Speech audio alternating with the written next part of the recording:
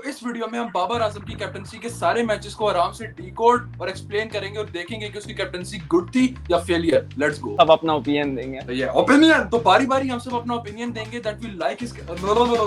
यार क्या कर रहा है यार। तो स्टार्ट हम बाबर आजम के पहले टेस्ट मैच से करेंगे एज कैप्टन, जो कि था बांग्लादेश के अगेंस्ट 2023, और बारी बारी सारे उस पर अपना ओपिनियन देंगे, स्टार्टिंग विद बॉर्डन। तो बाबर आजम ने एज टेस्ट कैप्टन अपनी पहली सीरीज बांग्लादेश में जाके खेली थी, जिसमें वो बांग्लादेश को व्हाइट वॉश करके आया था 2-0, और बाबर आजम की खुद की परफॉर्मेंस भी अच्छी थी उसमें, और बांग्लादेश को दोनों वन साइड गेम हराए। भाई क्या कैसे कंसिडर करते हो उस नाव को कि यार बाबर आजम की वजह, बाबर आजम कैप्टन था इसलिए हम जीते या फिर कोई और वजह? यार देखो, वैसे ऑन पेपर तो ना 2-0 हमने डिफीट किया बांग्लादेश को, लेकिन मुझे नहीं लगता उसमें कैप्टनसी का कोई हाथ था। हम लोग इंडिविजुअल परफॉर्मेंसेस की वजह से बच गए। आई थिंक यार बांग्लादेश उस टाइम पे बहुत बेकार टीम भी थी, इतनी अच्छी भी नहीं थी, और अभी भी नहीं है। और यही बात मैं कहने लगा था कि उस टाइम पे बांग्लादेश टीम उस लेवल की नहीं थी, मतलब बांग्लादेश टीम स्टिल मिनोस में कंसीडर होती। एक पॉइंट इसको दे देते हैं क्योंकि उसी साल बांग्लादेश ने ऑस्ट्रेलिया को T20 सीरीज हराई थी अपने होम पे, तो हम इसको थोड़ा बहुत कंसिडर कर सकते हैं क्योंकि बांग्लादेश अब अपने घर पे बहुत गंदी पिचेस बनाता है और वहां हम उनको 2-0 करके हैं। ये जो अभी इस वक्त हम बांग्लादेश गए हैं, वो जो अभी हम सीरीज आ रहे हैं वो बॉलिंग की वजह से आ रहे हैं ना, कि हमारे बॉलर्स विकेट नहीं ले पा रहे। और यहाँ पर देखो इस सीरीज में साजिद खान ने 16 विकेटें ली हैं, इधर किसी ने भी नहीं है इस टूर पे। तो बाबर की कप्तानी को पॉइंट देना या शान वाली कप्तानी को, हाँ, इस चीज पे पॉइंट देना बनता है क्योंकि साजिद खान का इंक्लूजन, क्योंकि साजिद खान की इससे पहले कहीं वो नहीं थी, स्क्वाड में इंक्लूजन नहीं थी। स्क्वाड में इंक्लूजन कैप्टन की वजह से तो आजकल देखो नहीं हो रही है, ये तो सबको पता है। लेकिन 2021 में तो बाबर, लेकिन 2021 में बाबर के पास अथॉरिटी थी। आप एक टीम को व्हाइट वॉश करके आ रहे हो तो एक काफी ज्यादा जो हद तक क्रेडिट होता है कैप्टन को देना चाहिए, क्योंकि टेस्ट मैच एक वाहिद ऐसा फॉर्मेट है जहां पर कैप्टन मतलब इजंट लाइक डूइंग नथिंग। जो T20 और ODI में कभी-कभी कैप्टन मैटर नहीं करते, बट टेस्ट में अगर आप मेरी बात व्हाइट वॉश कर रहे हो तो that means captain is doing something right. और T20 में कैप्टनसी इतनी मैटर भी नहीं करती, सबसे ज्यादा कैप्टनसी जहां मैटर करती है वो है टेस्ट। यार बात सिर्फ बॉलिंग की नहीं है ना, हम लोग ऑलमोस्ट इनिंग्स डिफीट से हारने वाले थे। पहला मैच 105 पे हमारे 5 आउट थे, और फिर वहां से 313 हम पहुंचे क्योंकि सऊद शकील ने 200 मार दिया था नीचे आके, और बाबर उसमें पहले टेस्ट मैच में विद द बैट भी फेल हुआ था। बांग्लादेश की सीरीज के बाद बाबर आजम की अगली सीरीज एज कैप्टन थी ऑस्ट्रेलिया के अगेंस्ट। ऑस्ट्रेलिया हमारे घर पर आई थी आई थिंक 24 साल बाद। तो शुरू के 2 टेस्ट मैच तो ड्रॉ होगा फट्टा विकेट की वजह से, और बाबर आजम की क्लासिकल और बहुत अच्छी इनिंग्स की वजह से ड्रॉ हुए थे दूसरा वाला मैच। लेकिन तीसरा वाला मैच हम हार गए थे और ऑस्ट्रेलिया सीरीज जीत गई थी। तो इसमें बाबर आजम की एज प्लेयर बहुत अच्छी कंट्रीब्यूशन थी और बहुत अच्छे रन्स भी किए थे, क्रूशियल रन्स किए थे।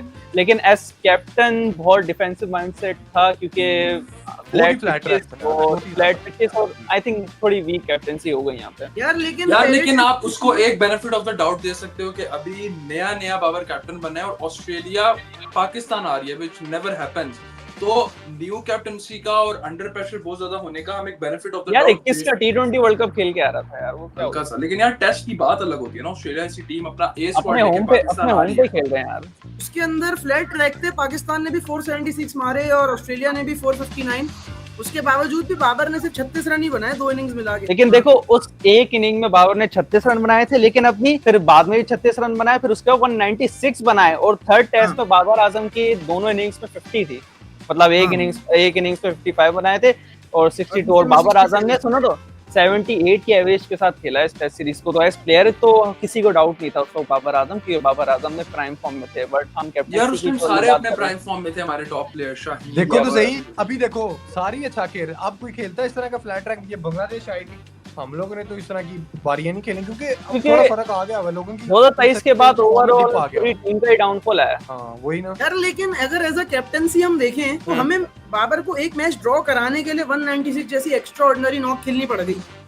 तो आई थिंक कैप्टन अगर मतलब आप ऐसी पोजीशन पे आ गए हो टेस्ट मैच में कि आपको ऐसी नॉक खेलनी पड़ी है सिर्फ ड्रॉ कराने के लिए, तो वो बुरा नहीं है। बुरा है, और हम शुक्र है 2-0 हारने से बच गए। और एक और उस इनिंग्स में बाबर आजम ने अपनी एक चीज जो उस टाइम पे लोग नहीं जानते थे कि बाबर अंडर प्रेशर अपनी नर्व्स को हैंडल नहीं कर पाता। बाबर पूरी इनिंग्स ब्यूटीफुली खेल रहा है, लेकिन जो ही बाबर के एक सबकॉन्शियस को पता चला कि मैं 200 हिट करने वाला हूँ, बाबर की इनिंग शेकी होना शुरू हो गई। And then exactly what you think happened, Babar 196 पे आउट हो गया। क्यों?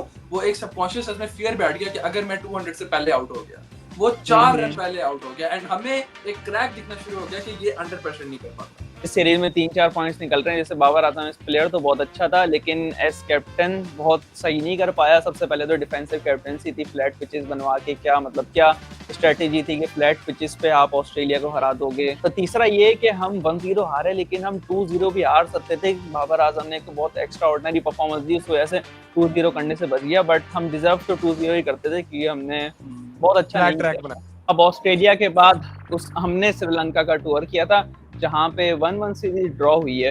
फर्स्ट टेस्ट में बाबर आजम ने अपनी ग्रेटेस्ट नॉक खेली थी, मतलब 9 आउट हो गए थे, उसके बाद बाबर आजम ने सेंचुरी मारी, तो बाबर आजम ने वहां पे बहुत अच्छी नॉक खेली। फिर सेकंड इनिंग्स में भी अब्दुल्ला शफीक ने आई थिंक सेंचुरी मारी थी, 140-150 मारे थे वो गेम जीतने के लिए। मतलब उसमें पहला टेस्ट श्रीलंका के अगेंस्ट जीतने में हमने बहुत एक्स्ट्रा ऑर्डिनरी परफॉर्मेंस दी बाबर आजम ने और अब्दुल्ला शफीक ने, तो हम एक कन्विंसिव विन नहीं मिली हमें यहाँ पे। हमने हिस्ट्री बनाई थी गैली में 350 चेस कर गया ना, 350 नहीं 342 ऐसे तैसे करके हम फर्स्ट टेस्ट तो जीत गए हिस्ट्री बना के, बट सेकंड टेस्ट हम वन साइड हार गए। अच्छा सीन ये था कि हम सबको पता है कि श्रीलंका में स्पिन पिचेस होती हैं, स्टिल हमने फास्ट बॉलर बहुत खिलाए थे फर्स्ट टेस्ट में, कुछ रीड नहीं कर पाए। क्या बोलेंगे यार था ना पाकिस्तान क्रिकेट का कि बस फास्ट बॉलर स्पिनर एग्जिस्ट ही नहीं करते। अभी जैसे उससे ऑपोजिट हो रहा है कि स्पिनर फास्ट बॉलर एग्जिस्ट ही नहीं करते। मतलब पाकिस्तान को आज कोई 5वां-6वां साल शुरू हो गया, बैलेंस बनाना नहीं आया। ये वही सीरीज है जिसमें शाहीन इंजर्ड हो गया था, है ना? हाँ, पिचेस के अगेंस्ट हमने टीम नहीं बनाई है। सर आपको पता है नेथन लाइन ऑस्ट्रेलिया में उसकी फास्ट बॉलर्स के मुकाबले में विकेट्स हैं नेथन लाइन के ऑस्ट्रेलिया में। अब इंग्लैंड टूर कर रही है पाकिस्तान का, और इंग्लैंड हमें 3-0 करके गई थी। फ्लैट पिचेस हमने बनाई थी, इंग्लैंड ने हम पे एक दिन पे 500 रन बनाए, 2 दिन में 600 रन बनाए। उस टाइम पर बेसबॉल इंग्लैंड ने नई इंट्रोड्यूस की थी और वो तुम कह सकते हो उसी सीरीज में वही कह उस टाइम पे उन्होंने उसकी इजाद की थी और उन्होंने कहा था कि बेस्ट पे होगा पाकिस्तान को पे लो, कि हम इनको अगर बैक फुट पे ले आए तो हम अपनी इस चीज को एक स्टेटमेंट के तौर पे कर देंगे प्रेजेंट। पाकिस्तान के साथ की अभी भी जो हुई थी सीरीज, उसमें उन्होंने जो मुल्तान में किया था, मैं हैरी ब्रूक की ट्रिपल सेंचुरी थी और जो 8 वो 1000 रन बनाने वाले थे भाई, उन्होंने डिक्लेयर किया है। 1000 रन डिक्लेयर किया है। ये बाबर की कप्तानी नहीं थी, वैसे ये शान की कप्तानी आ जाती है। लेकिन द फैक्ट कि उन लोगों ने डिक्लेयर किया वो 1000 रन बनाने वाले थे इन टेस्ट मैच। इन 3 टेस्ट मैचेस को अगर हम सम अप करें तो उन्होंने जब इतनी अच्छी अप्रोच दिखाई बेसबॉल की, तो हमारे पास प्लान बी नहीं था, हम बिल्कुल भी पैनिक हो गए थे उनका बेसबॉल देख के। यार ये अब मैं दोबारा उसी बात पे रिफ्लेक्ट करूंगा कि बाबर जब 196 पे था under pressure as captain Babar fumble कर गया। यहाँ पर जब वो मार रहे थे तो बाबर का पास एज कैप्टन कोई रिस्पांस नहीं था, वो अंडर प्रेशर क्रम्बल हो। इसके बाद न्यूजीलैंड टूर करती है पाकिस्तान का, 2 मैच की सीरीज होती है। हाँ 2 मैच की सीरीज होती है, जिसमें हमने वही गलती की कि हमने फ्लैट पिचेस बना दी। यार वैसे वार्डन कितनी अफसोस की बात है कि ऑस्ट्रेलिया, इंग्लैंड, न्यूजीलैंड इकट्ठे आ रही हैं एक साइकिल में और हमने इस तरह की विकेट्स बना दी कि हमारे लिए कोई रिजल्ट ही नहीं मिला। वैसे देखो हाँ, ऑस्ट्रेलिया से भी हम फ्लैट पिचेस की वजह से हारे, इंग्लैंड से भी फ्लैट पिचेस की वजह से हारे। स्टिल हमने न्यूजीलैंड में भी, न्यूजीलैंड जब आई तब भी हमने फ्लैट पिचेस ही बनाई। हम बार-बार गलतियां कर रहे हैं। वही बात जो उनकी मेन टीम आ रही है। आपकी क्रिकेट अच्छी हो तो वर्ल्ड क्रिकेट में आपकी इज्जत होती है। उस टाइम पे पाकिस्तान आईसीसी टूर्नामेंट्स की सेमीफाइनल खेल रहा था, हमारे पास टॉप के वर्ल्ड क्लास प्लेयर थे, तो टीम्स हमारे पास आना चाहती थी। अभी तो जिम्बाब्वे, श्रीलंका, बांग्लादेश, इससे आगे हम बढ़ नहीं पा रहे। पहले खुद टीम्स हमें अप्रोच करती थी कि हमने आपके साथ टेस्ट मैचेस खेले। एग्जैक्टली। और ये जो ऑस्ट्रेलिया ने हमने टूर अनाउंस किया था ना पाकिस्तान के लिए, 3 वनडे, 1 T20 और 3 टेस्ट का, कब किया था? 2021 के T20 वर्ल्ड कप के दौरान किया था। ये मजे का स्टार्ट है कि अंडर बाबर कैप्टनसी हमारी जो टेस्ट टीम थी वो नंबर 1 रैंकिंग पे भी गई। अगर ओवरऑल देखा तो मैच बाय मैच नंबर 1 पे, लेकिन उसका फायदा नहीं होता ना कुछ। बीट हरा के गए थे ऐसे की तैसे। हमारे लोगों को तो कोट एंड कोट वो अचीवमेंट्स पसंद है ना। शाहीन ने 3 विकेट ली, वो अलग बात है कि उसने टेल एंड रस किया, लेकिन 3 विकेट्स ली। अब लोग ये देखेंगे कि बाबर की कैप्टनसी में नंबर 1 पे कौन। न्यूजीलैंड से हमारा ड्रॉ हो गया, बहुत सरफराज के कमबैक की वजह से न्यूजीलैंड वाली सीरीज भी बच गई। मतलब एक कोई ब्रिलियंट किस्म की इनिंग्स खेलनी पड़ती है किसी ना किसी को ड्रॉ करने के लिए। तो भाई हमारे टेस्ट में बहुत हालात गंदे, लेकिन बाबर एज प्लेयर हर सीरीज में अच्छा है, बट एज कैप्टन थोड़ा डिसअपॉइंटिंग है। यार ये वही सीरीज है जिसमें डिक्लेयर कर दिया था बाबर ने। अपन ने कब डिक्लेयर किया? अफरार ने बैटिंग की थी, वही वाली है ये। नहीं डिक्लेयर, हाँ डिक्लेयर नहीं हुआ था, वो हो गया था ड्रॉ। नहीं है, वो शाम और सूरज ढह लिया था तो ड्रॉ हो गया। तो बाबर ने डिक्लेयर किया था ना फिर बैटिंग। बाबर ने कहाँ कर दिया डिक्लेयर? बाबर ने कब? सॉरी इन लोगों ने डिक्लेयर किया था, माय बैड। नहीं बाबर पे डाल दो तुम सारा। इसके बाद आई थिंक हमने अपनी गलतियों से सीखा, उसके बाद हम श्रीलंका गए 2-0 डोमिनेंट तरीके से हरा के आए, एक इनिंग से हम one of the best. Babar की खुद की परफॉर्मेंस एज प्लेयर तो नहीं थी, बट एज कैप्टन उसने बहुत अच्छा किया। कैप्टन यार मैं डिसएग्री करता हूँ, क्योंकि यार श्रीलंका को हमने एक टाइम पे 49 पे 4 कर दिया था पहले टेस्ट मैच में, उसके बावजूद भी no aggressive field, passive field लगाई हुई थी, कैप्टनसी भी अग्रेसिव नहीं थी, 330 देखो एक दो सेशन में ऐसा हो गया था। इसमें कप्तानी अच्छी कर रहा है, उसमें एज अ प्लेयर नहीं अच्छा कर रहा, उसमें एज अ प्लेयर अच्छा कर रहा है, उसमें कप्तानी मतलब जीत नहीं रहा। बाबर देखो, बाबर हम पहले भी कह चुके हैं, बाबर मल्टीटास्क नहीं कर सकता। बाबर जब ओडीआई खेले तो बाबर टी20 नहीं खेल सकता, बाबर जब टेस्ट खेले तो बाबर वो नहीं कर सकता, बाबर जब अपनी कैप्टनसी पे फोकस करे तो परफॉर्मेंस पे नहीं कर सकता। उसको एक चीज चाहिए, वो ये नहीं कर सकता कि मैं अपनी कैप्टनसी भी देखूं और मैं अपनी पर्सनल परफॉर्मेंस भी देखूं, मैं फिटनेस भी देखूं, मैं अपने प्लेयर्स की मेंटल हेल्थ भी देखूं, वो सब नहीं कर सकता।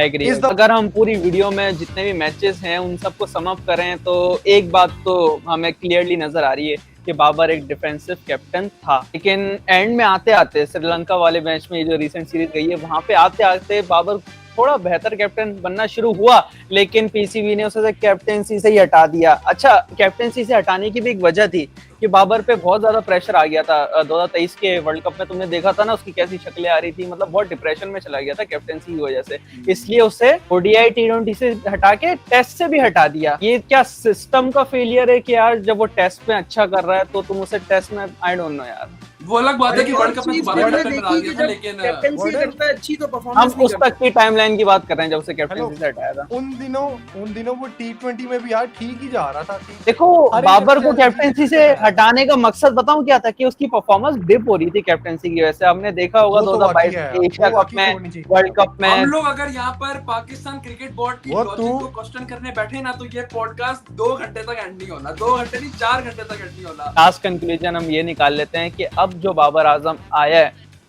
अब देखो कोचिंग यहाँ पे चेंज है, मिसबाह उल हक और सरफराज अहमद जो है कोचिंग में, ये आई थिंक अपना लॉन्ग टर्म वो करेंगे और बाबर आजम पे ना तो व्हाइट बॉल का प्रेशर है, बाबर आजम प्योरली टेस्ट पे फोकस कर सकते हैं और हम सब उम्मीद करते हैं कि Babar Azam as test captain बहुत अच्छा करें और इंग्लैंड में सीरीज जीतें इंशाल्लाह। इंशाल्लाह।